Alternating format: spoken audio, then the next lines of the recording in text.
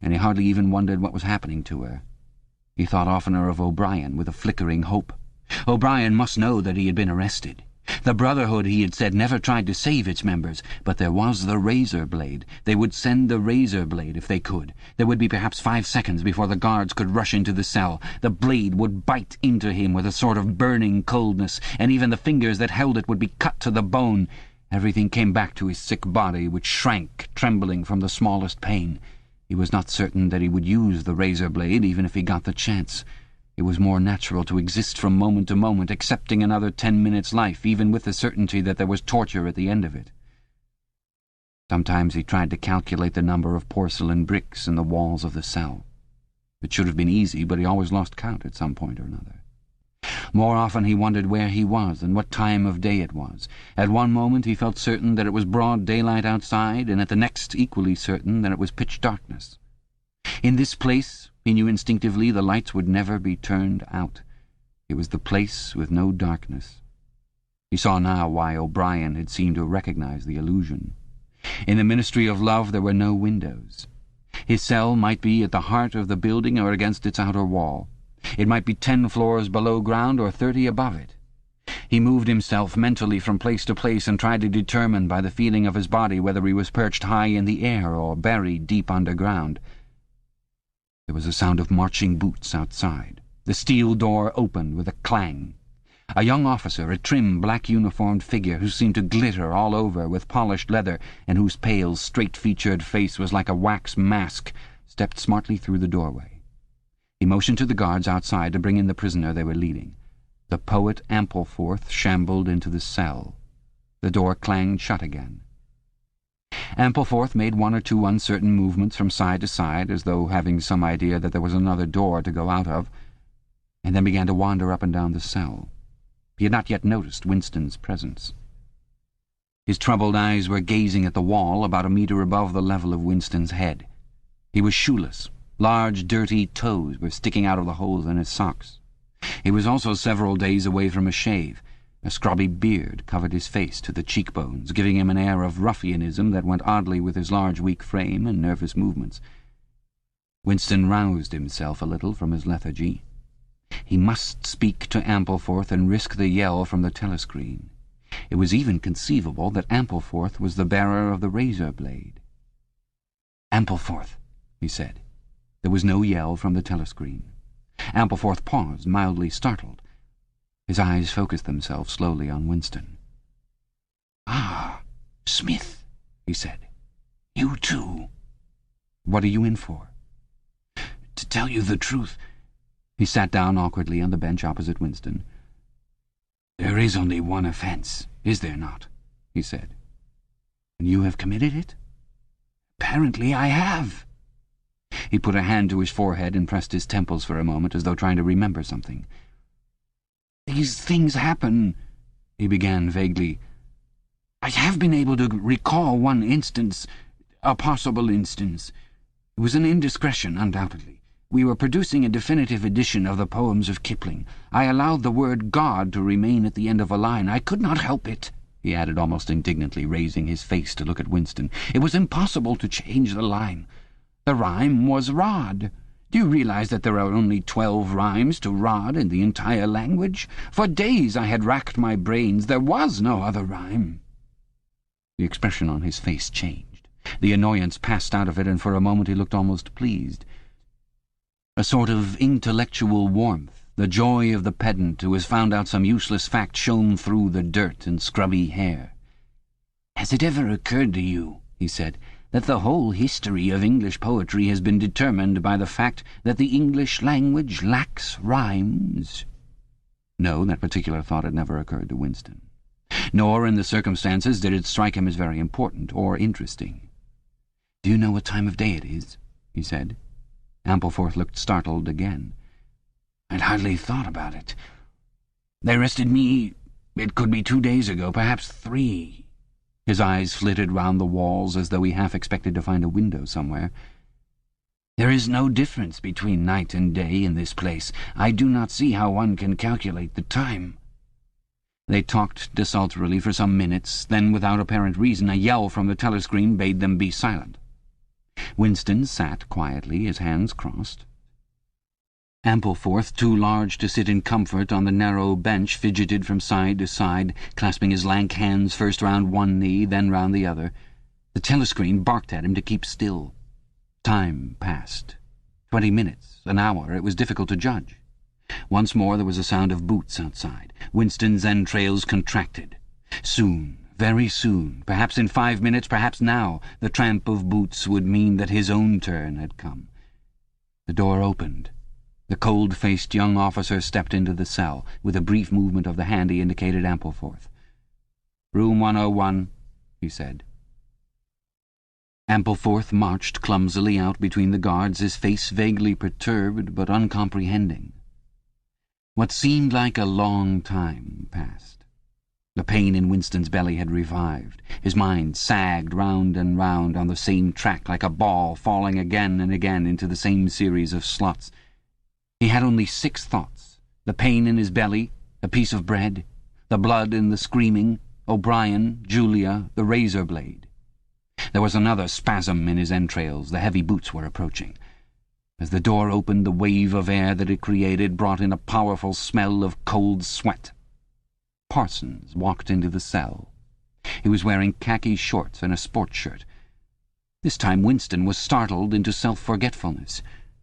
"You here?" he said. Parsons gave Winston a glance in which there was neither interest or surprise, but only misery. He began walking jerkily up and down, evidently unable to keep still. Each time he straightened his pudgy knees, it was apparent that they were trembling. His eyes had a wide-open, staring look, as though he could not prevent himself from gazing at something in the middle distance. "What are you in for?" said Winston. "Thought crime," said Parsons, almost blubbering.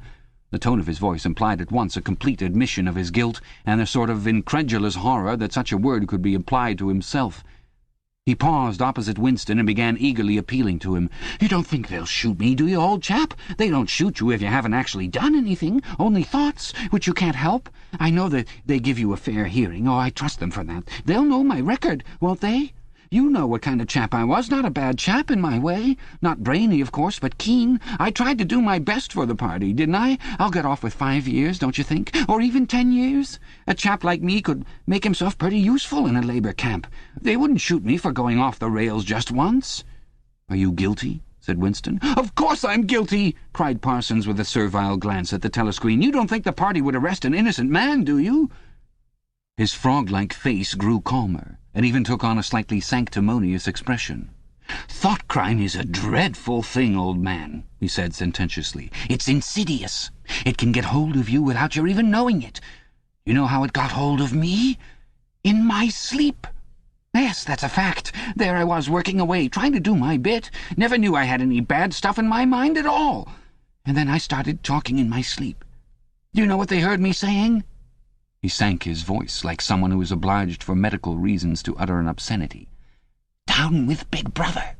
Yes, I said that. Said it over and over again, it seems. Between you and me, old man, I'm glad they got me before it went any further. Do you know what I'm going to say to them when I go up before the tribunal? Thank you. I'm going to say thank you for saving me before it was too late." "Who denounced you?" said Winston. "It was my little daughter," said Parsons with a sort of doleful pride. "She listened at the keyhole, heard what I was saying, and nipped off to the patrols the very next day. Pretty smart for a nipper of 7, huh? I don't bear her any grudge for it. In fact, I'm proud of her. It shows I brought her up in the right spirit, anyway." He made a few more jerky movements up and down, several times casting a longing glance at the lavatory pan. Then he suddenly ripped down his shorts. "Excuse me, old man," he said. "I can't help it. It's the waiting." He plumped his large posteriors onto the lavatory pan. Winston covered his face with his hands. "Smith!" yelled the voice from the telescreen. 6079 Smith W. Uncover your face. No faces covered in the cells." Winston uncovered his face.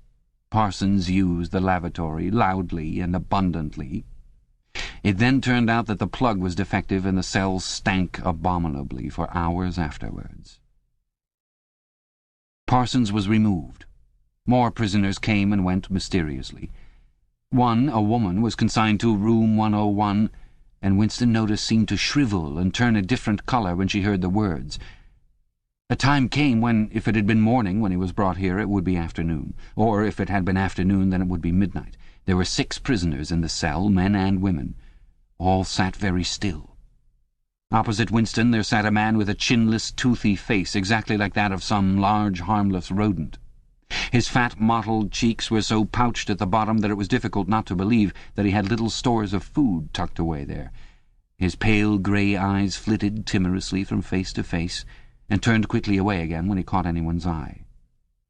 The door opened, and another prisoner was brought in, whose appearance sent a momentary chill through Winston. He was a commonplace, mean-looking man who might have been an engineer or technician of some kind. But what was startling was the emaciation of his face. It was like a skull. Because of its thinness, the mouth and eyes looked disproportionately large, and the eyes seemed filled with a murderous, unappeasable hatred of somebody or something. The man sat down on the bench at a little distance from Winston. Winston did not look at him again, but the tormented, skull-like face was as vivid in his mind as though it had been straight in front of his eyes. Suddenly he realized what was the matter. The man was dying of starvation. The same thought seemed to occur almost simultaneously to everyone in the cell. There was a very faint stirring all the way round the bench. The eyes of the chinless man kept flitting toward the skull-faced man, then turning guiltily away, then being dragged back by an irresistible attraction. Presently he began to fidget on his seat. At last he stood up, waddled clumsily across the cell, dug down into the pocket of his overalls, and with an abashed air held out a grimy piece of bread to the skull-faced man. There was a furious, deafening roar from the telescreen. The chinless man jumped in his tracks. The skull-faced man had quickly thrust his hands behind his back as though demonstrating to all the world that he refused the gift. "Bumstead!" roared the voice. 2713 Bumstead J. Let fall that piece of bread." The chinless man dropped the piece of bread on the floor. "Remain standing where you are," said the voice. "Face the door. Make no movement." The chinless man obeyed. His large, pouchy cheeks were quivering uncontrollably. The door clanged open. As the young officer entered and stepped aside, there emerged from behind him a short, stumpy guard with enormous arms and shoulders. He took his stand opposite the chinless man, and then, at a signal from the officer, let free a frightful blow, with all the weight of his body behind it, full in the chinless man's mouth. The force of it seemed almost to knock him clear of the floor. His body was flung across the cell and fetched up against the base of the lavatory seat. For a moment he lay as though stunned, with dark blood oozing from his mouth and nose. A very faint whimpering or squeaking, which seemed unconscious, came out of him. Then he rolled over and raised himself unsteadily on hands and knees. Amid a stream of blood and saliva, the 2 halves of a dental plate fell out of his mouth. The prisoners sat very still, their hands crossed on their knees. The chinless man climbed back into his place. Down one side of his face the flesh was darkening. His mouth had swollen into a shapeless, cherry-coloured mass with a black hole in the middle of it. From time to time a little blood dripped onto the breast of his overalls. His grey eyes still flitted from face to face, more guiltily than ever, as though he were trying to discover how much the others despised him for his humiliation. The door opened. With a small gesture, the officer indicated the skull-faced man. "Room 101, he said. There was a gasp and a flurry at Winston's side. The man had actually flung himself on his knees on the floor with his hands clasped together. "Comrade, officer," he cried, "you don't have to take me to that place. Haven't I told you everything already? What else is it you want to know? There's nothing I wouldn't confess. Nothing. Just tell me what it is, and I'll confess it straight off. Write it down, and I'll sign it. Anything, not room 101. "Room 101, said the officer. The man's face, already very pale, turned a colour Winston would not have believed possible. It was definitely, unmistakably, a shade of green. "Do anything to me," he yelled. "You've been starving me for weeks. Finish it off and let me die. Shoot me, hang me, sentence me to 25 years. Is there somebody else you want me to give away? Just say who it is, and I'll tell you anything you want. I don't care who it is or what you do to them. I've got a wife and 3 children. The biggest of them isn't 6 years old. You can take the whole lot of them and cut their throats in front of my eyes, and I'll stand by and watch it. But not room 101. "Room 101, said the officer. The man looked frantically round at the other prisoners, as though with some idea that he could put another victim in his own place. His eyes settled on the smashed face of the chinless man. He flung out a lean arm. "That's the one you ought to be taking, not me!" he shouted. "You didn't hear what he was saying after they bashed his face. Give me a chance and I'll tell you every word of it. He's the one that's against the party, not me." The guard stepped forward. The man's voice rose to a shriek. "You didn't hear him," he repeated. "Something went wrong with the telescreen. He's the one you want. Take him, not me." The two sturdy guards had stooped to take him by the arms. But just at this moment he flung himself across the floor of the cell and grabbed one of the iron legs that supported the bench. He had set up a wordless howling like an animal. The guards took hold of him to wrench him loose, but he clung on with astonishing strength. For perhaps 20 seconds they were hauling at him. The prisoners sat quiet, their hands crossed on their knees, looking straight in front of them. The howling stopped. The man had no breath left for anything except hanging on. Then there was a different kind of cry. A kick from the guard's boot had broken the fingers on one of his hands. They dragged him to his feet. "Room 101, said the officer. The man was led out, walking unsteadily, with head sunken, nursing his crushed hand, all the fight gone out of him. A long time passed. If it had been midnight when the skull-faced man was taken away, it was morning. If morning, it was afternoon. Winston was alone, and had been alone for hours. The pain of sitting on the narrow bench was such that often he got up and walked about, unreproved by the telescreen. The piece of bread still lay where the chinless man had dropped it. At the beginning it needed a hard effort not to look at it, but presently hunger gave way to thirst. His mouth was sticky and evil-tasting. The humming sound and the unvarying white light induced a sort of faintness, an empty feeling inside his head. He would get up because the ache in his bones was no longer bearable, and then would sit down again almost at once because he was too dizzy to make sure of staying on his feet. Whenever his physical sensations were a little under control, the terror returned. Sometimes, with a fading hope, he thought of O'Brien and the razor blade. It was thinkable that the razor blade might arrive concealed in his food, if he were ever fed. More dimly he thought of Julia. Somewhere or other she was suffering, perhaps far worse than he. She might be screaming with pain at this moment. He thought, if I could save Julia by doubling my own pain, would I do it? Yes, I would. But that was merely an intellectual decision, taken because he knew that he ought to take it. He did not feel it. In this place you could not feel anything except pain and the foreknowledge of pain. Besides, was it possible, when you were actually suffering it, to wish for any reason whatever that your own pain should increase? But that question was not answerable yet. The boots were approaching again. The door opened. O'Brien came in. Winston started to his feet. The shock of the sight had driven all caution out of him. For the first time in many years he forgot the presence of the telescreen. "They've got you too!" he cried. "They got me a long time ago," said O'Brien, with a mild, almost regretful irony. He stepped aside. From behind him there emerged a broad-chested guard with a long black truncheon in his hand. "You knew this, Winston," said O'Brien. "Don't deceive yourself. You did know it. You have always known it." Yes, he saw now. He had always known it. But there was no time to think of that. All he had eyes for was the truncheon in the guard's hand. It might fall anywhere, on the crown, on the tip of the ear, on the upper arm, on the elbow. The elbow! He had slumped to his knees, almost paralyzed, clasping the stricken elbow with his other hand. Everything had exploded into yellow light. Inconceivable, inconceivable that one blow could cause such pain. The light cleared, and he could see the other two looking down at him. The guard was laughing at his contortions. One question, at any rate, was answered. Never, for any reason on earth, should you wish for an increase of pain. Of pain you could wish only one thing, that it should stop. Nothing in the world was so bad as physical pain. In the face of pain there are no heroes, he thought over and over, as he writhed on the floor, clutching uselessly at his disabled left arm. Chapter 2. He was lying on something that felt like a camp bed, except that it was higher off the ground and that he was fixed down in some way so that he could not move. Light that seemed stronger than usual was falling on his face. O'Brien was standing at his side, looking down at him intently. At the other side of him stood a man in a white coat, holding a hypodermic syringe. Even after his eyes were open, he took in his surroundings only gradually. He had the impression of swimming up into this room from some quite different world, a sort of underwater world, far beneath it. How long he had been down there he did not know.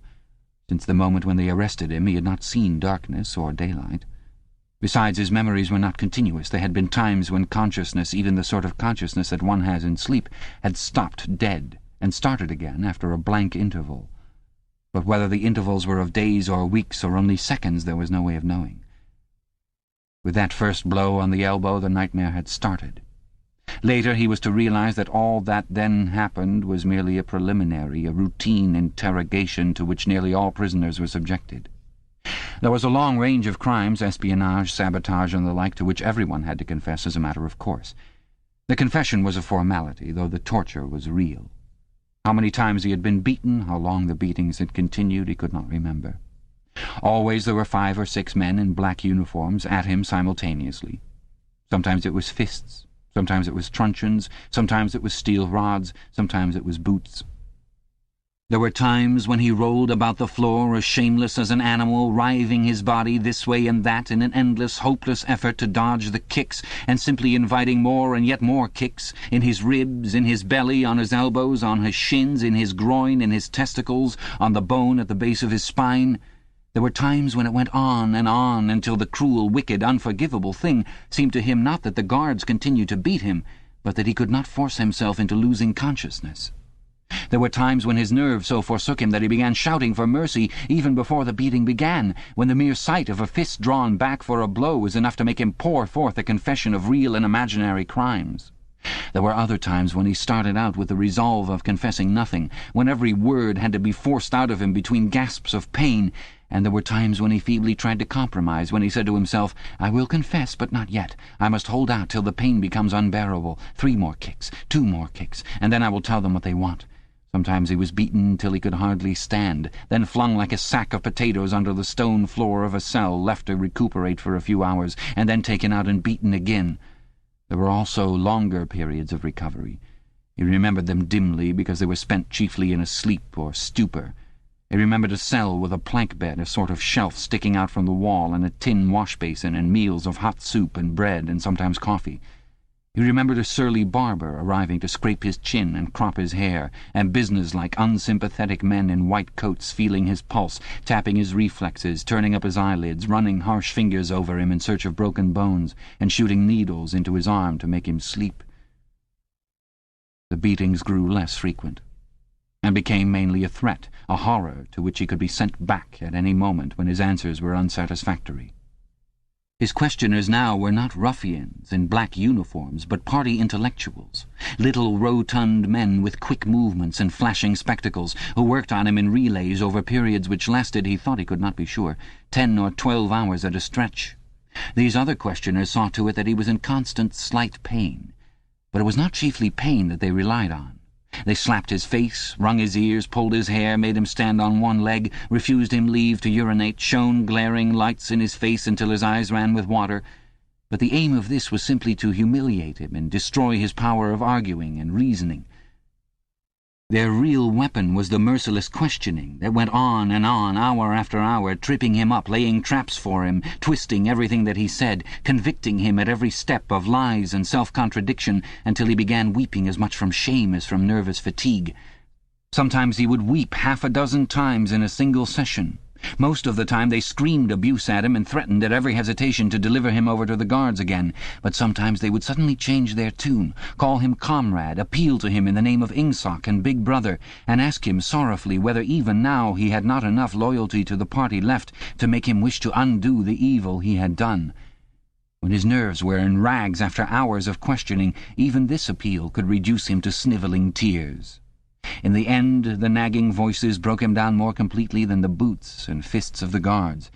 He became simply a mouth that uttered, a hand that signed whatever was demanded of him. His sole concern was to find out what they wanted him to confess, and then confess it quickly, before the bullying started anew. He confessed to the assassination of eminent party members, the distribution of seditious pamphlets, embezzlement of public funds, sale of military secrets, sabotage of every kind. He confessed that he had been a spy in the pay of the East Asian government as far back as 1968. He confessed that he was a religious believer, an admirer of capitalism, and a sexual pervert. He confessed that he had murdered his wife, although he knew, and his questioners must have known, that his wife was still alive. He confessed that for years he had been in personal touch with Goldstein and had been a member of an underground organization which had included almost every human being he had ever known. It was easier to confess everything and implicate everybody. Besides, in a sense, it was all true. It was true that he had been the enemy of the party, and in the eyes of the party there was no distinction between the thought and the deed. There were also memories of another kind. They stood out in his mind disconnectedly, like pictures with blackness all round them.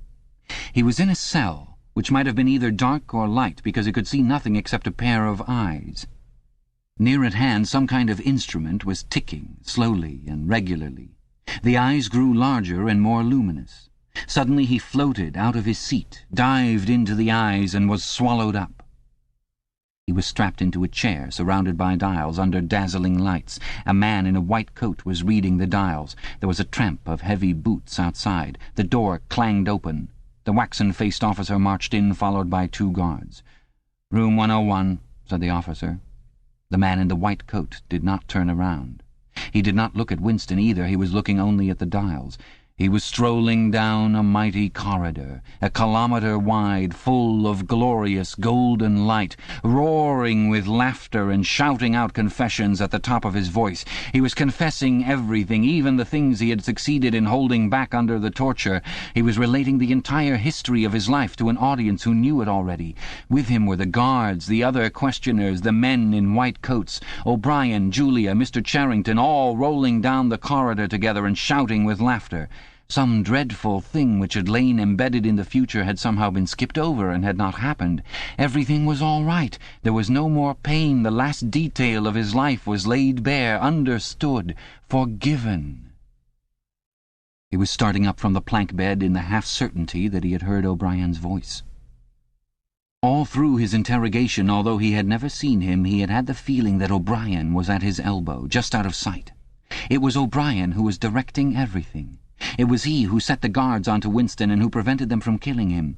It was he who decided when Winston should scream with pain, when he should have a respite, when he should be fed, when he should sleep, when the drug should be pumped into his arm. It was he who asked the questions and suggested the answers. He was the tormentor, he was the protector, he was the inquisitor, he was the friend. And once, Winston could not remember whether it was in drugged sleep or in normal sleep or even in a moment of wakefulness, a voice murmured in his ear, "Don't worry, Winston. You are in my keeping. For 7 years I have watched over you. Now the turning point has come. I shall save you. I shall make you perfect." He was not sure whether it was O'Brien's voice, but it was the same voice that had said to him, "We shall meet in the place where there is no darkness," in that other dream, 7 years ago. He did not remember any ending to his interrogation. There was a period of blackness, and then the cell or room in which he now was had gradually materialized round him. He was almost flat on his back and unable to move. His body was held down at every essential point. Even the back of his head was gripped in some manner. O'Brien was looking down at him gravely and rather sadly. His face, seen from below, looked coarse and worn, with pouches under the eyes and tired lines from nose to chin. He was older than Winston had thought him. He was perhaps 48 or 50. Under his hand there was a dial, with a lever on top and figures running round the face. "I told you," said O'Brien, "that if we met again it would be here." "Yes," said Winston. Without any warning except a slight movement of O'Brien's hand, a wave of pain flooded his body. It was a frightening pain, because he could not see what was happening, and he had the feeling that some mortal injury was being done to him. He did not know whether the thing was really happening, or whether the effect was electrically produced, but his body was being wrenched out of shape. The joints were being slowly torn apart. Although the pain had brought the sweat out on his forehead, the worst of all was the fear that his backbone was about to snap. He set his teeth and breathed hard through his nose, trying to keep silent as long as possible. "You are afraid," said O'Brien, watching his face, "that in another moment something is going to break. Your especial fear is that it will be your backbone. You have a vivid mental picture of the vertebrae snapping apart and the spinal fluid dripping out of them. That is what you are thinking, is it not, Winston?" Winston did not answer. O'Brien drew back the lever on the dial. The wave of pain receded almost as quickly as it had come. "That was 40, said O'Brien. "You can see that the numbers on this dial run up to 100. Will you please remember throughout our conversation that I have it in my power to inflict pain on you at any moment and to whatever degree I choose.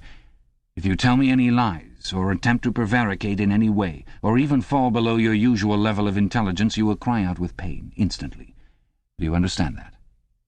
"Yes," said Winston. O'Brien's manner became less severe. He resettled his spectacles thoughtfully and took a pace or two up and down. When he spoke, his voice was gentle and patient.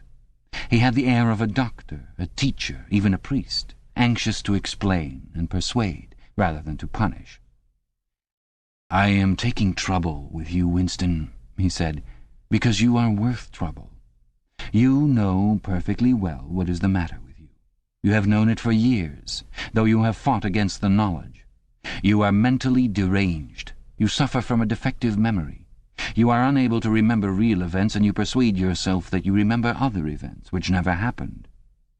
Fortunately, it is curable. You have never cured yourself of it because you did not choose to.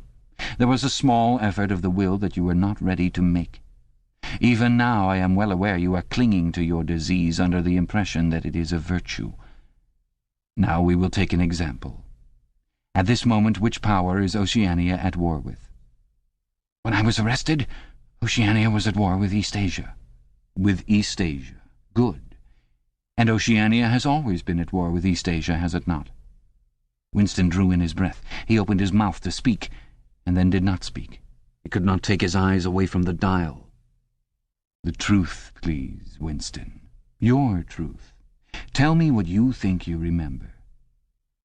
"I remember that until only a week before I was arrested, we were not at war with East Asia at all.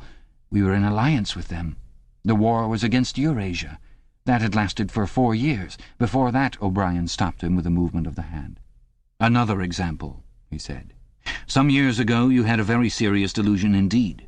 You believed that 3 men, 3 one-time party members named Jones, Aronson, and Rutherford, men who were executed for treachery and sabotage after making the fullest possible confession, were not guilty of the crimes they were charged with. You believed that you had seen unmistakable documentary evidence proving that their confessions were false. There was a certain photograph about which you had a hallucination. You believed that you had actually held it in your hands. It was a photograph something like this." An oblong slip of newspaper had appeared between O'Brien's fingers. For perhaps 5 seconds it was within the angle of Winston's vision. It was a photograph, and there was no question of its identity. It was the photograph. It was another copy of the photograph of Jones, Aronson, and Rutherford at the party function in New York, which he had chanced upon 11 years ago and promptly destroyed. For only an instant it was before his eyes, then it was out of sight again. But he had seen it. Unquestionably he had seen it. He made a desperate, agonizing effort to wrench the top half of his body free. It was impossible to move so much as a centimetre in any direction. For the moment he had even forgotten the dial. All he wanted was to hold the photograph in his fingers again, or at least to see it. "It exists!" he cried. "No," said O'Brien. He stepped across the room. There was a memory hole in the opposite wall. O'Brien lifted the grating. Unseen, the frail slip of paper was whirling away on the current of warm air. It was vanishing in a flash of flame. O'Brien turned away from the wall. "Ashes," he said. "Not even identifiable ashes. Dust. It does not exist. It never existed." "But it did exist. It does exist. It exists in memory. I remember it. You remember it." "I do not remember it," said O'Brien. Winston's heart sank. That was doublethink. He had a feeling of deadly helplessness. If he could have been certain that O'Brien was lying, it would not have seemed to matter. But it was perfectly possible that O'Brien had really forgotten the photograph. And if so, then already he would have forgotten his denial of remembering it, and forgotten the act of forgetting. How could one be sure that it was simply trickery? Perhaps that lunatic dislocation in the mind could really happen. That was the thought that defeated him. O'Brien was looking down at him speculatively. More than ever he had the air of a teacher taking pains with a wayward but promising child. "There is a party slogan dealing with control of the past," he said. "Repeat it, if you please." "Who controls the past controls the future," Who controls the present controls the past, repeated Winston obediently. Who controls the present controls the past, said O'Brien, nodding his head with slow approval. Is it your opinion, Winston, that the past has real existence? Again the feeling of helplessness descended upon Winston. His eyes flitted toward the dial. He not only did not know whether yes or no was the answer that would save him from pain, he did not even know which answer he believed to be the true one. O'Brien smiled faintly. "You are no metaphysician, Winston," he said. "Until this moment you never had considered what is meant by existence. I will put it more precisely. Does the past exist concretely in space? Is there somewhere or other a place, a world of solid objects where the past is still happening?" "No." "Then where does the past exist, if at all?" "In records. It is written down." "In records. And?" "In the mind, in human memories." "In memory. Very well, then. We, the party, control all records, and we control all memories. Then we control the past, do we not?" "But how can you stop people remembering things?" cried Winston, again momentarily forgetting the dial. "It is involuntary. It is outside oneself. How can you control memory? You have not controlled mine." O'Brien's manner grew stern again. He laid his hand on the dial. "On the contrary," he said, "you have not controlled it. That is what has brought you here. You are here because you have failed in humility and self-discipline. You would not make the act of submission which is the price of sanity. You preferred to be a lunatic, a minority of one. Only the disciplined mind can see reality, Winston. You believe that reality is something objective, external, existing in its own right. You also believe that the nature of reality is self-evident. When you delude yourself into thinking that you see something, you assume that everyone else sees the same thing as you. But I tell you, Winston, that reality is not external. Reality exists in the human mind and nowhere else. Not in the individual mind, which can make mistakes, and in any case soon perishes. Only in the mind of the party, which is collective and immortal. Whatever the party holds to be truth is truth. It is impossible to see reality except by looking through the eyes of the party. That is the fact that you have got to relearn, Winston. It needs an act of self-destruction, an effort of the will. You must humble yourself before you can become sane." He paused for a few moments, as though to allow what he had been saying to sink in. "Do you remember," he went on, "writing in your diary, 'Freedom is the freedom to say that 2 + 2 make 4'? "Yes," said Winston. O'Brien held up his left hand, its back toward Winston, with the thumb hidden and the 4 fingers extended. "How many fingers am I holding up, Winston?" 4. "And if the party says that it is not 4 but 5, then how many?" 4. The word ended in a gasp of pain. The needle of the dial had shot up to 55. The sweat had sprung out all over Winston's body. The air tore into his lungs and issued again in deep groans which even by clenching his teeth he could not stop. O'Brien watched him, the 4 fingers still extended. He drew back the lever. This time the pain was only slightly eased. "How many fingers, Winston?" 4. The needle went up to 60. "How many fingers, Winston?" 4! 4! What else can I say? 4! The needle must have risen again, but he did not look at it. The heavy, stern face and the 4 fingers filled his vision. The fingers stood up before his eyes like pillars, enormous, blurry, and seeming to vibrate, but unmistakably 4. "How many fingers, Winston?" 4! Stop it! Stop it! How can you go on? 4! 4! How many fingers, Winston? 5! 5! 5! No, Winston, that is no use. You are lying. You still think there are 4. How many fingers, please? 4! 5! 4! Anything you like, only stop it! Stop the pain! Abruptly he was sitting up, with O'Brien's arm round his shoulders. He had perhaps lost consciousness for a few seconds. The bonds that had held his body down were loosened. He felt very cold. He was shaking uncontrollably. His teeth were chattering. The tears were rolling down his cheeks. For a moment he clung to O'Brien like a baby, curiously comforted by the heavy arm round his shoulders. He had the feeling that O'Brien was his protector, that the pain was something that came from outside, from some other source, and that it was O'Brien who could save him from it. "You are a slow learner, Winston," said O'Brien gently. "How can I help it?" he blubbered. "How can I help seeing what is in front of my eyes? 2 and 2 are 4. Sometimes, Winston. Sometimes they are 5. Sometimes they are 3. Sometimes they are all of them at once. You must try harder. It is not easy to become sane." He laid Winston down on the bed. The grip on his limbs tightened again, but the pain had ebbed away and the trembling had stopped, leaving him merely weak and cold. O'Brien motioned with his head to the man in the white coat who had stood immobile throughout the proceedings. The man in the white coat bent down and looked closely into Winston's eyes, felt his pulse, laid an ear against his chest, tapped here and there, then he nodded to O'Brien. "Again," said O'Brien.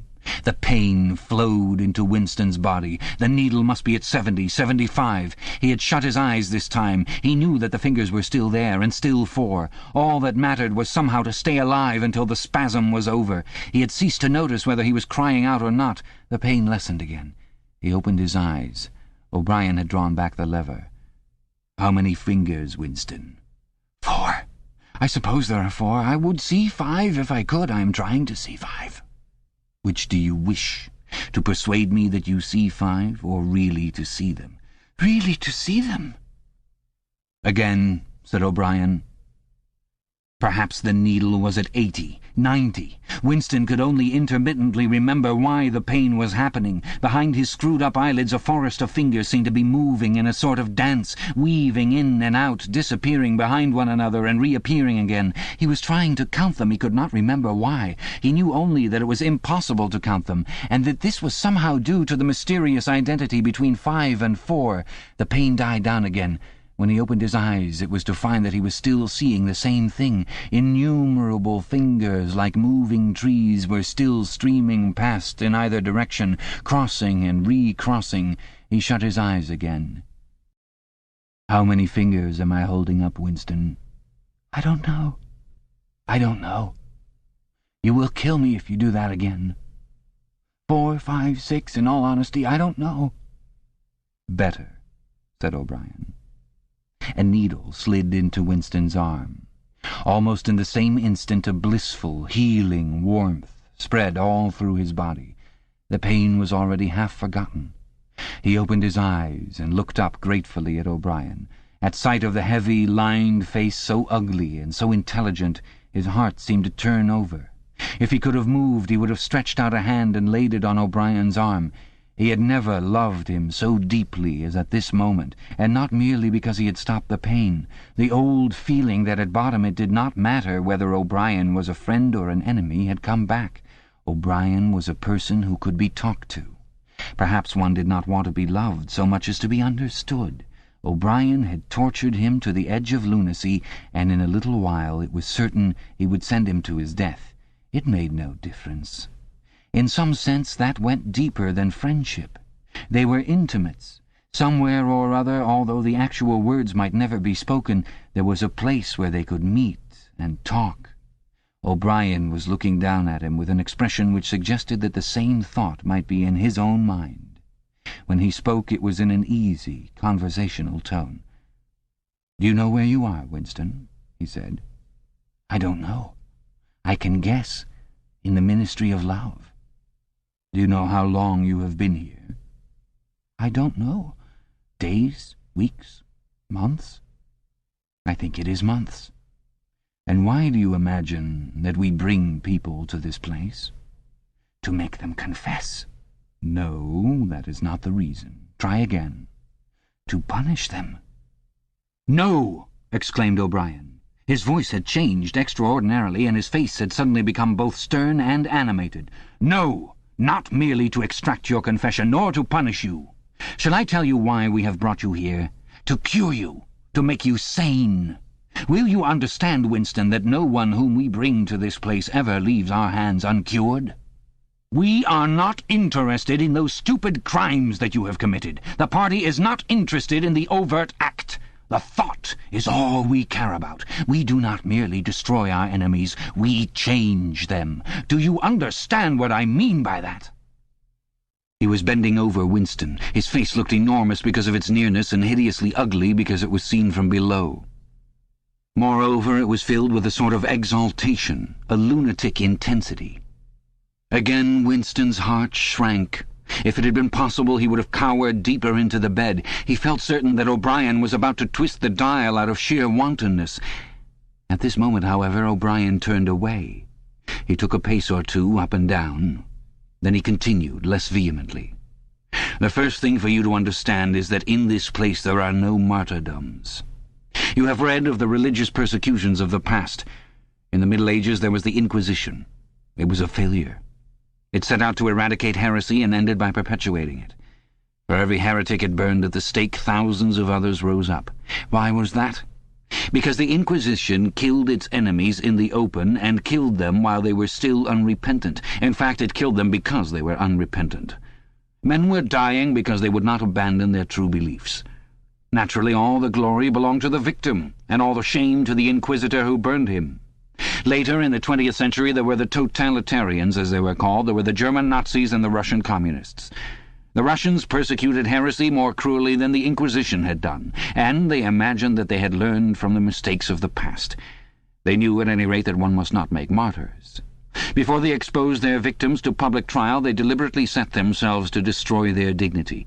They wore them down by torture and solitude until they were despicable, cringing wretches, confessing whatever was put into their mouths, covering themselves with abuse, accusing and sheltering behind one another, whimpering for mercy. And yet, after only a few years, the same thing had happened over again. The dead men had become martyrs, and their degradation was forgotten. Once again, why was it? In the first place, because the confessions that they had made were obviously extorted and untrue. We do not make mistakes of that kind. All the confessions that are uttered here are true. We make them true. And above all, we do not allow the dead to rise up against us. You must stop imagining that posterity will vindicate you, Winston. Posterity will never hear of you. You will be lifted clean out from the stream of history.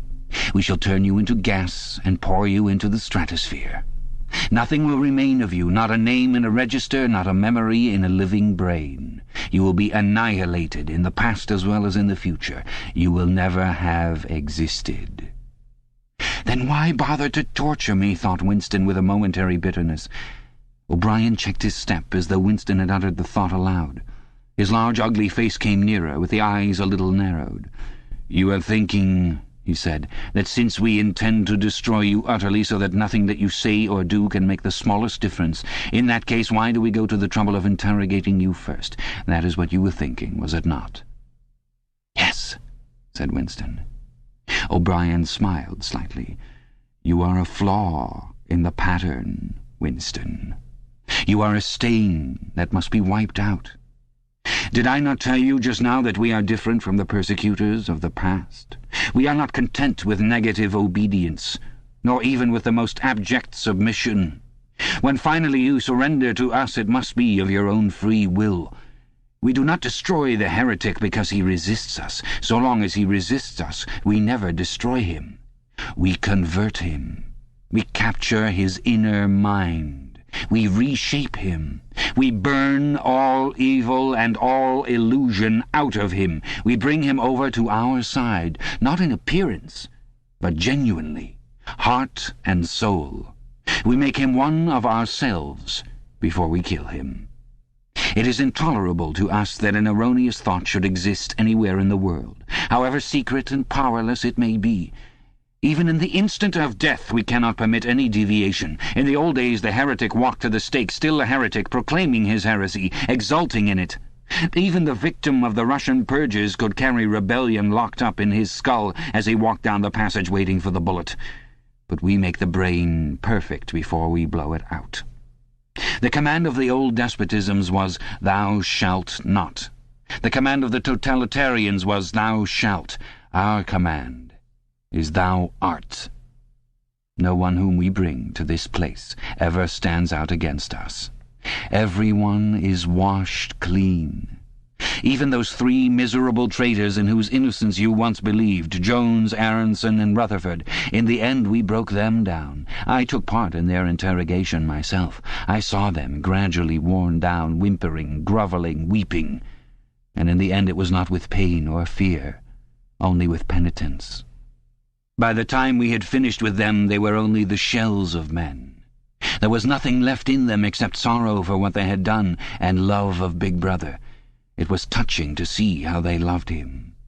They begged to be shot quickly so that they could die while their minds were still clean. His voice had grown almost dreamy. The exaltation, the lunatic enthusiasm was still in his face. He is not pretending, thought Winston. He is not a hypocrite. He believes every word he says. What most oppressed him was the consciousness of his own intellectual inferiority. He watched the heavy yet graceful form strolling to and fro, in and out of the range of his vision. O'Brien was a being in all ways larger than himself. There was no idea that he had ever had or could have that O'Brien had not long ago known, examined, and rejected. His mind contained Winston's mind. But in that case, how could it be true that O'Brien was mad?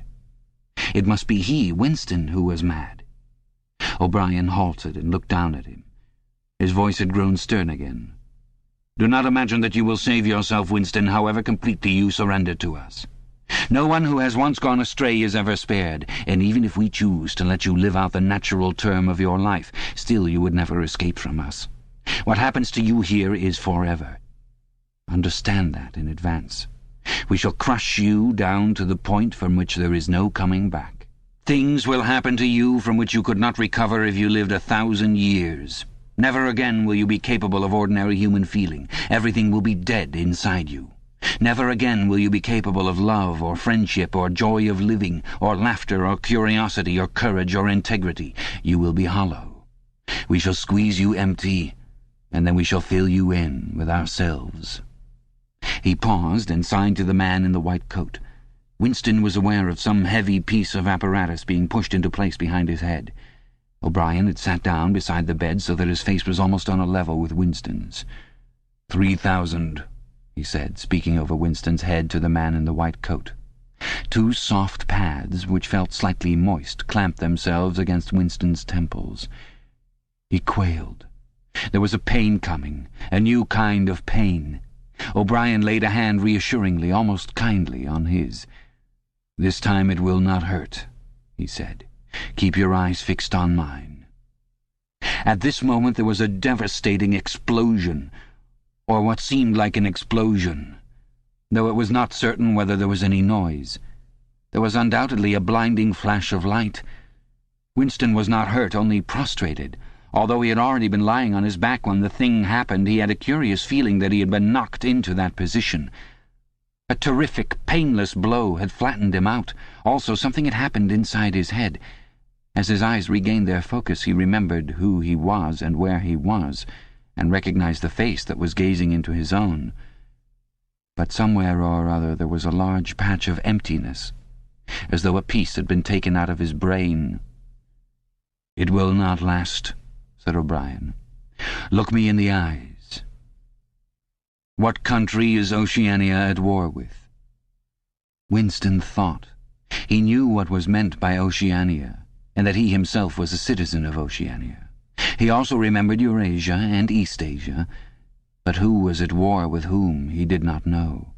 In fact, he had not been aware that there was any war. "I don't remember." "Oceania is at war with Eastasia. Do you remember now?" "Yes." "Oceania has always been at war with Eastasia. Since the beginning of your life, since the beginning of the party, since the beginning of history, the war has continued without a break, always the same war. Do you remember that?" "Yes." 11 years ago you created a legend about 3 men who had been condemned to death for treachery. You pretended that you had seen a piece of paper which proved them innocent. No such piece of paper ever existed. You invented it, and later you grew to believe in it. You remember now the very moment at which you first invented it. Do you remember that?" "Yes." "Just now I held up the fingers of my hand to you. You saw 5 fingers. Do you remember that?" "Yes." O'Brien held up the fingers of his left hand with the thumb concealed. "There are 5 fingers there. Do you see 5 fingers?" "Yes." And he did see them, for a fleeting instant, before the scenery of his mind changed. He saw 5 fingers, and there was no deformity. Then everything was normal again, and the old fear, the hatred, and the bewilderment came crowding back again. But there had been a moment, he did not know how long, 30 seconds perhaps, of luminous certainty, when each new suggestion of O'Brien's had filled up a patch of emptiness and become absolute truth, and when 2 and 2 could have been 3 as easily as 5 if that were what was needed. It had faded out before O'Brien had dropped his hand. But though he could not recapture it, he could remember it, as one remembers a vivid experience at some remote period of one's life when one was in effect a different person. "You see now," said O'Brien, "that it is at any rate possible." "Yes," said Winston. O'Brien stood up with a satisfied air. Over to his left, Winston saw the man in the white coat break an ampule and draw back the plunger of a syringe. O'Brien turned to Winston with a smile. In almost the old manner, he resettled his spectacles on his nose. "Do you remember writing in your diary," he said, "that it did not matter whether I was a friend or an enemy, since I was at least a person who understood you and could be talked to? You're right. I enjoy talking to you. Your mind appeals to me. It resembles my own mind, except that you happen to be insane. Before we bring the session to an end, you can ask me a few questions, if you choose." "Any question I like?" "Anything." He saw that Winston's eyes were upon the dial. "It is switched off. What is your first question?" "What have you done with Julia?" said Winston. O'Brien smiled again. "She betrayed you, Winston. Immediately. Unreservedly. I have seldom seen anyone come over to us so promptly. You would hardly recognize her if you saw her. All her rebelliousness, her deceit, her folly, her dirty-mindedness, everything has been burned out of her. It was a perfect conversion, a textbook case." "You tortured her." O'Brien left this unanswered. "Next question," he said. "Does Big Brother exist?" "Of course he exists. The party exists. Big Brother is the embodiment of the party." "Does he exist in the same way as I exist?" "You do not exist," said O'Brien. Once again the sense of helplessness assailed him. He knew, or he could imagine, the arguments which proved his own non-existence, but they were nonsense. They were only a play on words. Did not the statement, "You do not exist," contain a logical absurdity? But what use was it to say so? His mind shriveled as he thought of the unanswerable, mad arguments with which O'Brien would demolish him. "I think I exist," he said wearily. "I am conscious of my own identity. I was born and I shall die. I have arms and legs. I occupy a particular point in space. No other solid object can occupy the same point simultaneously. In that sense, does Big Brother exist?" "It is of no importance. He exists." "Will Big Brother ever die?" "Of course not. How could he die? Next question." "Does the Brotherhood exist?" "That, Winston, you will never know. If we choose to set you free when we have finished with you, and if you live to be 90 years old, still you will never learn whether the answer to that question is yes or no. As long as you live, it will be an unsolved riddle in your mind." Winston lay silent. His breast rose and fell a little faster. He still had not asked the question that had come into his mind the first. He had got to ask it, and yet it was as though his tongue would not utter it. There was a trace of amusement in O'Brien's face. Even his spectacles seemed to wear an ironical gleam. "He knows," thought Winston suddenly. "He knows what I'm going to ask." At the thought, the words burst out of him. "What is in room 101? The expression on O'Brien's face did not change. He answered dryly, "You know what is in room 101, Winston. Everyone knows what is in room 101. He raised a finger to the man in the white coat. Evidently the session was at an end. A needle jerked into Winston's arm. He sank almost instantly into deep sleep. Chapter 3. "There are 3 stages in your reintegration," said O'Brien. "There is learning, there is understanding, and there is acceptance. It is time for you to enter upon the 2nd stage." As always, Winston was lying flat on his back. But of late his bonds were looser. They still held him to the bed, but he could move his knees a little and could turn his head from side to side and raise his arms from the elbow. The dial also had grown to be less of a terror. He could evade its pangs if he was quick-witted enough. It was chiefly when he showed stupidity that O'Brien pulled the lever. Sometimes they got through a whole session without use of the dial. He could not remember how many